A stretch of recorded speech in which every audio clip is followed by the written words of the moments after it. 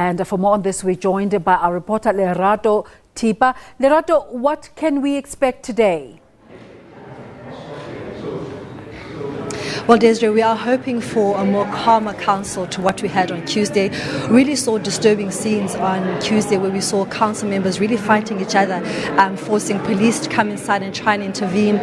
Really not scenes that you'd like to see for people that are supposed to be running a municipality, who are supposed to be on the forefront of bringing service delivery. So we are really hoping for a more peaceful council this morning. We did get a letter yesterday from the IEC declaring Mr. Manyathi as the official DA councillor, contrary to what the DA was saying to us on Tuesday when they said that Mr. Lutho Sokudela was their councillor. But joining me this morning is a man who will explain to us exactly what is going on, because there seems to be a confusion between the DA and what the IEC is saying. Mr. Ngabanga, on Tuesday when we spoke to you, officially said that Mr. Manyathi is not a DA councillor. Yesterday we received a letter from the IEC saying they've put him back as a DA councillor according to the court proceeding that happened a few weeks ago. What is the way forward, Mr. Manyathi? Lerato, I like you're saying yesterday you received a letter from the IEC. Remember, the IEC gazettes these things. They become law. Meaning on Tuesday, by law, Councillor Manyathi was not a councillor of the DA because the gazette has not been changed.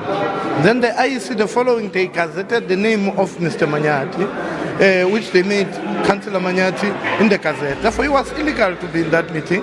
I like that you agree with me. That's the first point.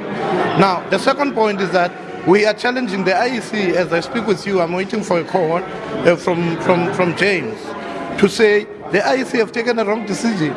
Because remember, the name of Lutho was gazetted and we've concluded our processes. And Councillor Manyathi is no longer a member of the DA. We have sent it to the city manager, we've sent it to the speaker, stating that our processes are complete. That's what the judgment says. The judgment says you must conclude your processes. We have concluded our processes. It's not DA, it's ANC. He sits with the ANC, and as a DA, will never allow that. Will never allow that an individual sits on the seats of the DA and sits in the benches of the ANC.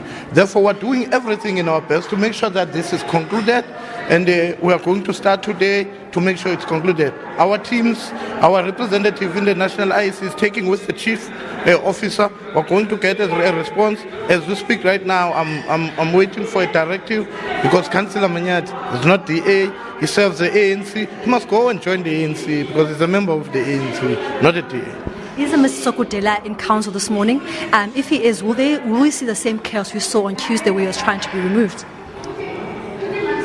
The ANC, yet on Tuesday, brought police in council with guns. It's illegal, it's not done. In the legislature, the administration cannot be used to intimidate politicians. We'll never accept that. Not under my leadership. We're not going to have police with guns in the legislature because in South Africa there's separation of powers. When they bring police and the army in that council, we'll stand up and defend our rights because the Constitution provides us that. This new speaker, who thinks she's Balek Ambete, who tries to undermine opposition, because remember, we've taken our place in the opposition seats. We accepted that government have changed. We went there. But I will never allow her not to use the rules and allow us to speak. I fought in this country. I participated as a young person, throwing stone to hippos, that everybody must have a right to stand and speak and be defended by the Constitution. I'm not going to be undermined by this speaker who wants to look big and undermine the rules of this council. We'll defend them. We'll defend our members. Our members as individual councillors have a right to speak in this council. I have a right to speak. If she starts to undermining us, we're going to stand up and defend our rights. Mr. Mngaba, the primary objective of council is to try and bring service to the people. There has been continuous chaos in council. Do not think that the infighting between councillors is delaying service delivery, which is the paramount reason why you're elected as councillors in this chamber. The DA is very clear. When they respect the rules, when they respect the rules of council, we'll respect that. I was saying it to my caucus now that the duty is for us to go to committees and make sure that services go to the people. Because to us, it's about the people. We serve the people. But in doing that task, if the ANC in its own way, as they have done in Marikana, and it have done in Cape Town, in Parliament, debating MPs and so on. They want to do it here. We'll defend ourselves. We're not going to be bullied by the ANC.